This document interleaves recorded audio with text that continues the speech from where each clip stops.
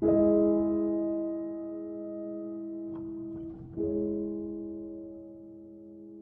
you like to be the President of the United States? I really don't believe I would run it, but I would like to see somebody as the President who could do the job, and there are very capable people in this country. Why wouldn't you dedicate yourself to public service? Because I think it's a very mean life. I would love and I would dedicate my life to this country, but I see it as being a mean life, and I also see it as somebody with strong views and somebody with the kind of views that are maybe a little bit unpopular, which may be right, but may be unpopular, wouldn't necessarily have a chance of getting elected against somebody with no great brain but a big smile. This sounds like political presidential talk to me, and I know people have talked to you about whether or not you want to run. Would you ever? Probably not, but I do get tired of seeing the country rip.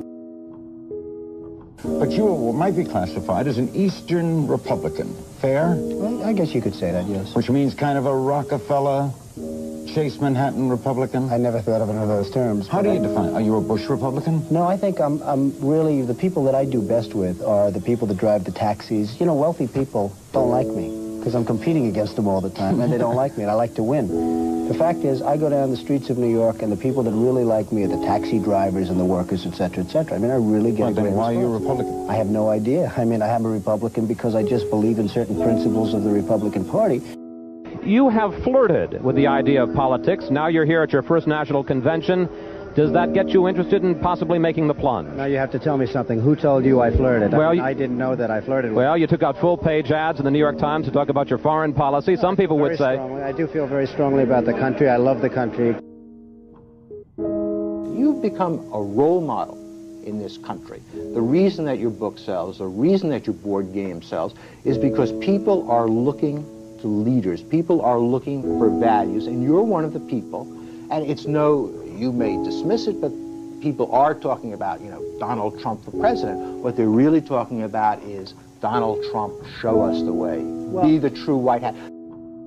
I'm, again, somebody that has a good instinct financially. I have had historically. I've followed markets. I've been going the right direction, whether it's New York real estate or stocks or whatever. I know from a common sense financial standpoint that something has to burst. When a country is losing billions and billions and billions of dollars a year, and when other countries are making hundreds of billions of dollars, something is going to burst, and it's going to start here. I know it. It's a question of when. To me, it's not a question if, it's a question of when. And unless we're going to solve our problem, and the problem is caused by our allies, unless we're going to solve that problem, this country is in very, very big trouble. And I'm not talking recession kind of trouble, I'm talking depression kind of trouble. Would you really like to take over and run the country as you have run your organization? I would much prefer that somebody else do it. I just don't know if the somebody else is there. I don't know if we have the kind of advocate that you need. We need major surgery. This country needs major surgery. Are you the surgeon? I think I do a fantastic job, but I really would prefer not doing it. Are you saying you will take it only if drafted? No, I'm not saying that. I'm saying that I hope that somebody comes along who can be an advocate, and I think that somebody will be so popular, But you haven't seen he or she will be the most, but I don't see it now. I wish that person were there. But again, I do know one thing. It's not a question. This country is losing hundreds of billions. It's not a question if, it's a question when. I have never understood how this is possible. I have never understood how somebody throughout this country didn't sue the United States government and have that overturned. I mean, you had people, investors, investing over a 10-year period for under a set of conditions. And this is, as I was talking before, playing the game. We're all playing by a certain set of rules. The rules were changed for the government, but they weren't changed for us. I mean, it was an incredible circumstance that happened. And people went bust by the hundreds of thousands, and I hope you weren't one of them in terms of that, but obviously you know a lot of people that were. They changed the rules on taxes, and you have some incredible situations where people guaranteed personally a stream of payments to be paid over a 10-year period based on a stream of tax benefits for perhaps a very good job, like a low-income housing development. Nothing wrong with that, a very positive thing. And after 2 years, they got wiped out with the taxes, and yet they still owed all of this money. And many of these people, most of these people, had to declare bankruptcy. They couldn't pay it. I deal with foreigners all the time. I deal with foreign leaders all the time. I know many of the foreign leaders probably better than a lot of the so-called candidates that are running on the Republican and Democratic tickets. I think I'd get along very well with them. And I think you'd have a lot less gridlock in Washington if I decide to do this and if I won. You know, nobody talks about the soldiers that are coming back with no arms and no legs. And I saw at Mar-a-Lago on Mondays, I make Mar-a-Lago my club that you know about. In Palm Beach. I make that twice now. On a Monday, I let returning Iraqi injured soldiers come to the premises. The most beautiful people I've ever seen, but they're missing arms and legs. They're with their wives, sometimes they're with their girlfriends, and the tears are coming down the faces of these people.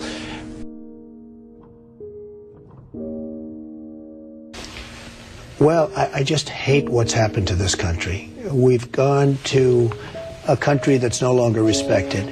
We're in a war that we should have never, and by the way, I'm worse than any hawk there is in terms of military and in terms of defending ourselves. But Saddam Hussein didn't knock down the World Trade Center. He had nothing to do with it. And there were no weapons of mass destruction. The other day, the head of 3M said that President Obama is anti-business. Do you get the same feeling that he does? Well, I don't know that it's anti-business or he just really doesn't know exactly what to do. And I'm afraid it probably is the second thing. I don't see him necessarily as anti-business. I think that he is not sophisticated in the ways of business. He hasn't dealt with the people that you've dealt with and that I've dealt with. I deal with China, as an example, a lot. It is never easy. And I've made some very big deals with the Chinese. I've come out on top. I've come out in great shape. I sell apartments to Chinese people. I get along great with them. It's not like, you know, anti-China. I just think it's ridiculous that we allow them to do what they're doing to this country with the manipulation of the currency that you write about and understand, and all of the other things that they do. And frankly, if I were them and if I could get away with it, I take my hat off to them, frankly. They do get away with it. And I hire companies all the time, and it's so hard for our companies to compete against Chinese companies. I mean, these companies have such an advantage, whether it's glass for a curtain wall or whether it's, and you use the term because you know what's happened, sheetrock. I mean, they used to give us sheetrock, just give it. And everybody that was unfortunate enough to use Chinese sheetrock had problems. I mean, problems like where people were dying from it. The good news, Steve, our product is much better, but with the manipulation of their currency, it's very, very, very hard for our companies to compete.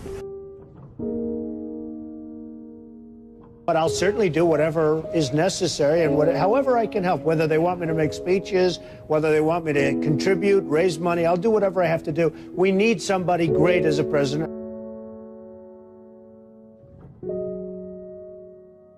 I know that you were mentioning that Aaron and I did a kind of an interesting video not that long ago in August about how things have fallen apart. But at that point, the only people who were saying it were us and you. I was saying it. I was saying it a long time ago. And frankly, they're talking about 50 basis points. I think you should drop it a point, a full, solid 100 basis points, and just sit back and see. And I was actually looking at somebody, a gentleman from Goldman Sachs was saying 175. So that's going to be interesting. But I think that's ultimately going to be happy. And it would be nice if Ben could get now ahead of the curve instead of always being behind the curve. He's behind the curve. Say what you want about Alan Greenspan. He was always slightly ahead of the curve. And that was always brilliant. And he had this incredible reputation. I think Ben has to get a little bit ahead of the curve. He has to do something dramatic. And I really think what he should do is surprise the hell out of everyone and do it 100, and let's see what happens. That would be big. Any politician, do you think, has the pulse? Anyone running for president has the pulse of what you know about the economy? Well, the biggest problem is something I never hear about. I told you about it once. Every time they lower interest rates, the cartel, because I call it a cartel, the illegal monopoly, raises oil prices, okay? So the monopoly, because that's all it is, it's a total illegal monopoly. If businesses ever formed OPEC, everybody would be put in jail. Here they are, and every time a country hits oil, they're invited in to the cartel, okay? It's a disgrace. So what happens is every time interest rates go down, oil prices go up. And it's the same number. I mean, practically the same money. So they lower it, they raise it. They lower it, they raise it. Now you have oil that's close to 100, going to be over 100. And nobody in this country calls and says, get that damn oil price down. You get it down.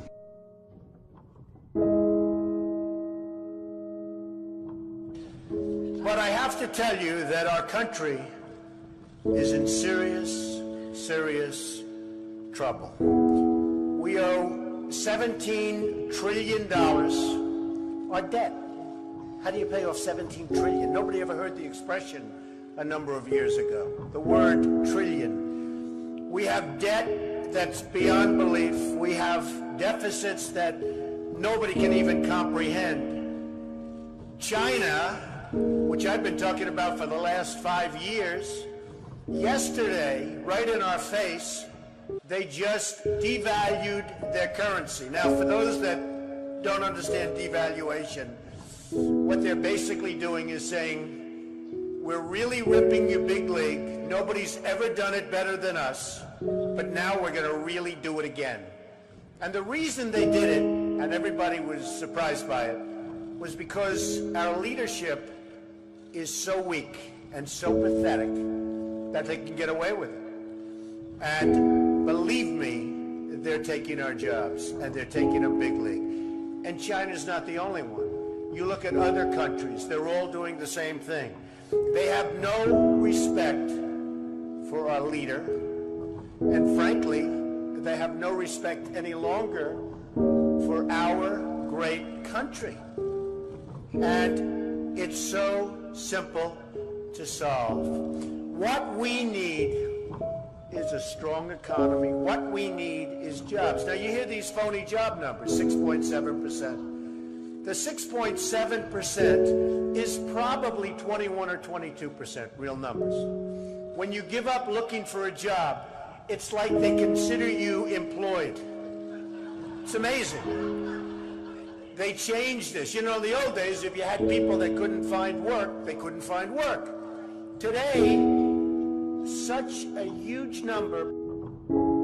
Now you look at what's going on with Afghanistan. You have Karzai that's treating our president like he doesn't even exist. So they make a deal, and I'm not advocating stay, because frankly, I want to build this country. I want to build these schools. I don't want to build a school in Afghanistan, a road going to the school, watch it get built up and then blown up 4 times, and they keep rebuilding and rebuilding, and you go to Brooklyn, New York, and you can't have schools. You go to Iowa, you can't. You go to wherever you go, and you can't have schools.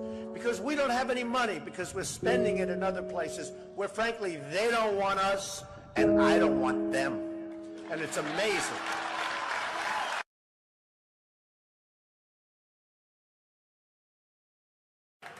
Our country is in serious trouble. We don't have victories anymore.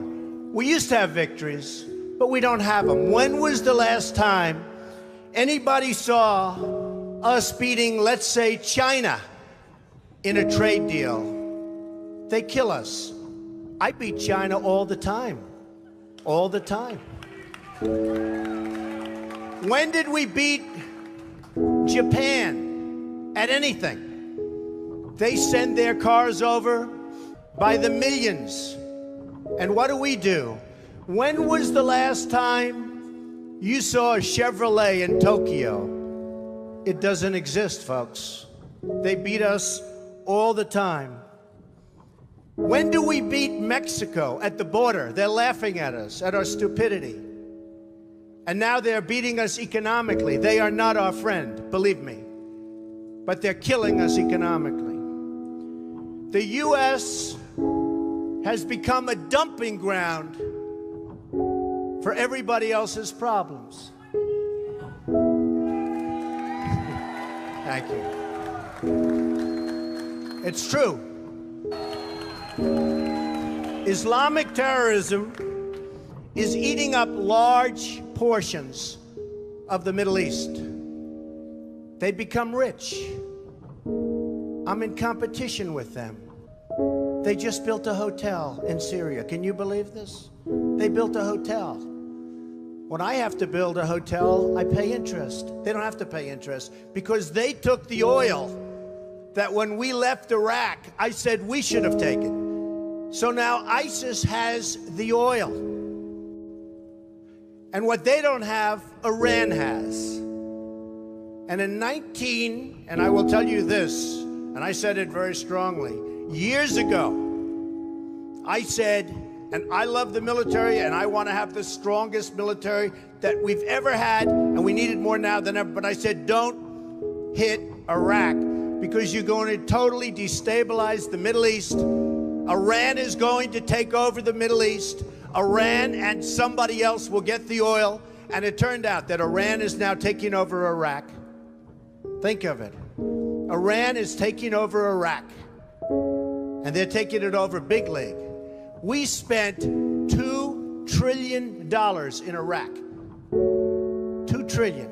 We lost thousands of lives, thousands in Iraq.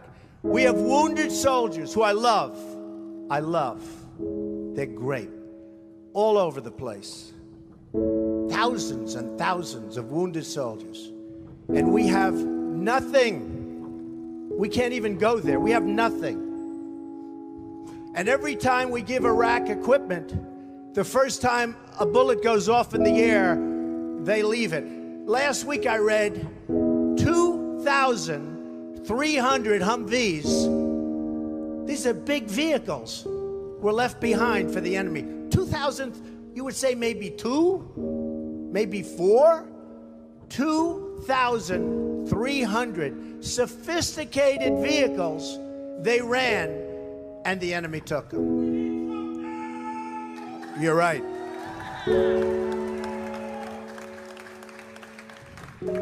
Last quarter, it was just announced, our gross domestic product, a sign of strength, right? But not for us. It was below zero. Who ever heard of this? It's never below zero. Our labor participation rate was the worst since 1978. But think of it, GDP below zero. Horrible labor participation rate. And our real unemployment is anywhere from 18 to 20%. Don't believe the 5.6. Don't believe it. That's right, a lot of people up there can't get jobs. They can't get jobs because there are no jobs. Because China has our jobs and Mexico has our jobs. They all have our jobs. But the real number is anywhere from 18 to 19 and maybe even 21%. And nobody talks about it because it's a statistic that's full of nonsense.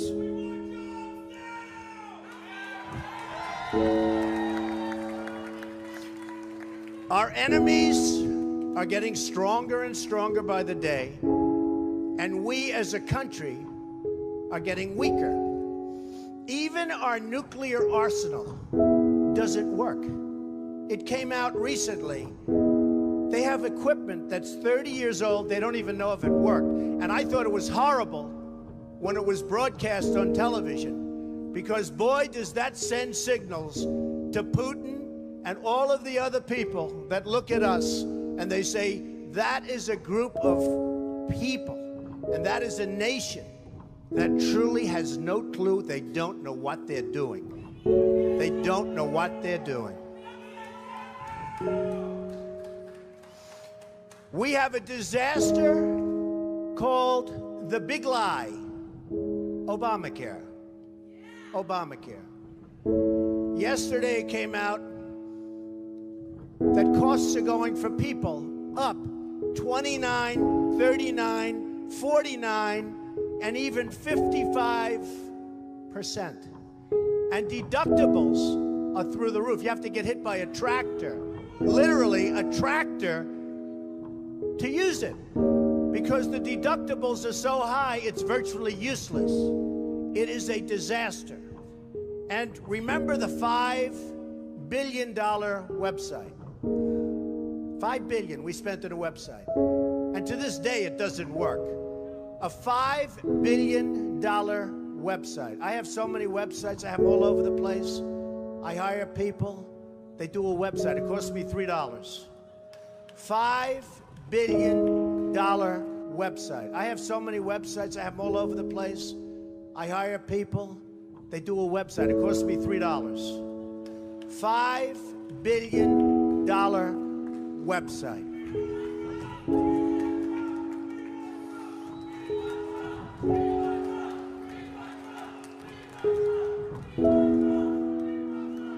Well, you need somebody, because politicians are all talk, no action. Nothing's going to get done. They will not bring us, believe me, to the promised land. They will not. As an example, I've been on the circuit making speeches, and I hear my fellow Republicans, and they're wonderful people. I like them. They all want me to support them. They don't know how to bring it about. They come up to my office. I'm meeting with 3 of them in the next week, and they don't know. Are you running? Are you not running? Could we have your support? What do we do? How do we do it? I like them. And I hear their speeches, and they don't talk jobs, and they don't talk China. When was the last time you heard China's killing us?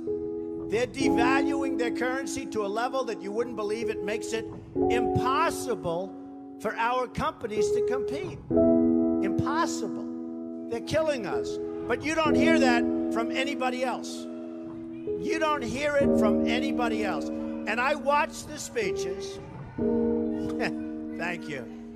I watch the speeches of these people, and they say, the sun will rise, the moon will set, all sorts of wonderful things will happen. And people are saying, what's going on? I just want a job.